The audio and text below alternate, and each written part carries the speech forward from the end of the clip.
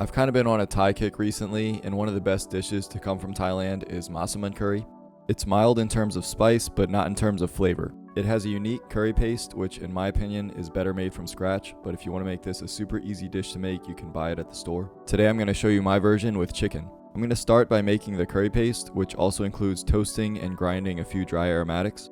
I have here 5 dried spicy chiles, and I always use chiles de árbol for this. Then about 2 teaspoons of coriander seeds, 2 teaspoons of cumin seeds, 1 teaspoon or a small piece of a cinnamon stick, and 5 cloves. You could also use the pre-ground version of any of these. I'm actually going to add a few pre-ground spices later. Those get tossed into a dry pan over medium heat and swirled around just for about 3 or 4 minutes until they're brown and toasty. I take the chiles and remove the seeds, and then I soak them in some boiling water for a few minutes just to make it easier to process them. The rest of the spices either go into a spice grinder or mortar and pestle to be ground up, and before I blitz them, I'm going to add my pre-ground spices. It's going to be about a half teaspoon of cardamom, a quarter teaspoon of nutmeg, which I grind in on my microplane, and a half teaspoon of white pepper and 1 teaspoon of kosher salt. Just grind those up into a powder, and these will be all the warm flavors that make this curry taste as amazing as it does. And now for the rest of the paste, I have some veggies here that I'm going to chop up before adding them to the food processor. I've got 1 shallot, which I actually ended up using 2, but I'm just chopping these into smaller bits to make it easier to process. 6 cloves of garlic, which get the same chopping treatment, and then a 3-inch knob of galangal, which I finally found it. It's really hard to find, at least for me, so if you can't find it, you can use the pre-ground powder, or a less viable option would be ginger, but I really don't think these taste the same at all, so it would just kind of change the flavor profile of what you're doing. It wouldn't be bad, but just different. Also, I learned you can't peel this like you can peel ginger with a spoon. You just have to get a knife and chop off the edges like this. I would chop this pretty fine because it's much harder than ginger, so I just want to make sure there's no chunks of this. Then I have 2 stalks of lemongrass that I'm peeling the outer dry layers off and then cutting the butts off, making some cross sections and then chopping these white parts down really finely. Then I have a handful of cilantro stems, which I'm rough chopping. I would have used more here in hindsight. All of those get added to the food processor along with those rehydrated chiles and your dried spice powder, and then finally 1 teaspoon of shrimp paste. It's super strong smelling and tasting, but it brings a lot of umami flavor, which is why you only need 1 teaspoon of it. You should find this at Asian markets. This is a Vietnamese brand, but you can probably find Thai brands if you look for it. Then I'm going to whiz this up. This isn't a huge amount of stuff, which is going to make it a little hard to process. You're going to pretty constantly have to scrape down the sides back into the blades just to make sure there's no lumps. You could alternatively do this in a mortar and pestle to get everything a little more even, or just make this in bulk and there would be enough for the blades to capture.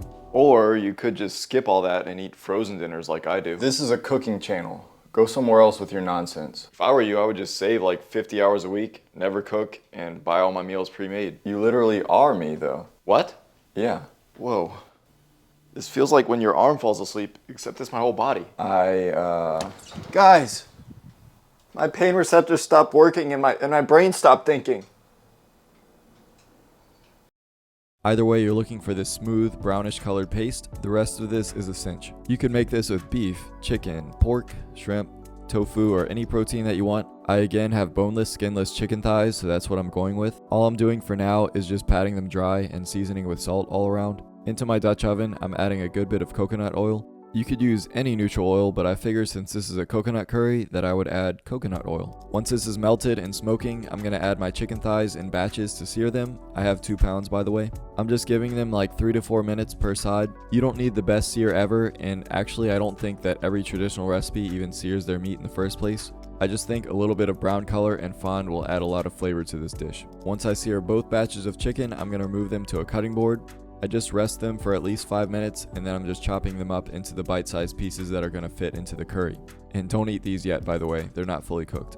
Back at the pot, I'm going to add in my curry paste to fry that off as well. The moisture in the paste should help you deglaze the fond off the bottom of the pan, at least temporarily. We're just trying to evaporate most of the water in the paste so that it can fry up and get some Maillard reaction in it. This will absolutely deepen the flavor, so it's not something you want to skip or even finish early on. I take this to where the fond reappears on the bottom and is on the brink of burning. That's when I'll gradually add in 2 14-ounce cans of coconut milk. I think this is a standard Americanized brand that you can find in any grocery store. But honestly, it's the best I've ever tried. There's some coconut milks that I've tried that didn't come out great.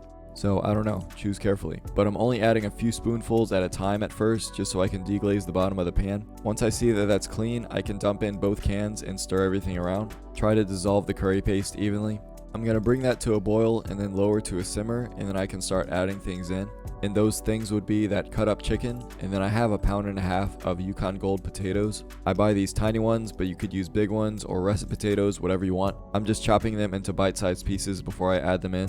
Finally, I had a whole yellow onion that I sliced up pretty thin, but not too thin. These will join in on the simmer, and what I'm trying to do is cook the meat until it's tender and also cook the potatoes until they're tender. Just stir occasionally. The vegetables will release a little bit of moisture, but that'll reduce over time. I let mine go for about 45 minutes until I could insert a paring knife into one of the potatoes and it would kind of fall off naturally. The chicken should be fine whenever the potatoes are done. I usually use the potatoes as my indicator. And also, you want to make sure your liquid is at a good consistency that you like. I think Massaman curry is meant to be a little thicker than other curries. So if you want yours to be any thicker, you can just continue simmering and reducing this further. I liked where I had it here. But now it's time to introduce our final flavorings. I have 1 puck of this palm sugar, which is about 50 grams or 1/4 cup. If you're using regular or brown sugar, you can use 3 to 4 tablespoons. But I get a knife and shave this down and chop it into smaller pieces that are easier to dissolve in the curry. Also, I have a couple teaspoons of this tamarind paste. It's very hard, so what I'm doing is scraping off those 2 teaspoons, and then I'm getting some boiling water and adding this in. I stir this around and it needs to soak for a few minutes so it can dissolve a little bit and soften up. That'll also make it much easier to incorporate into the curry. Then just add fish sauce to your liking. I put about 3 or 4 tablespoons in here.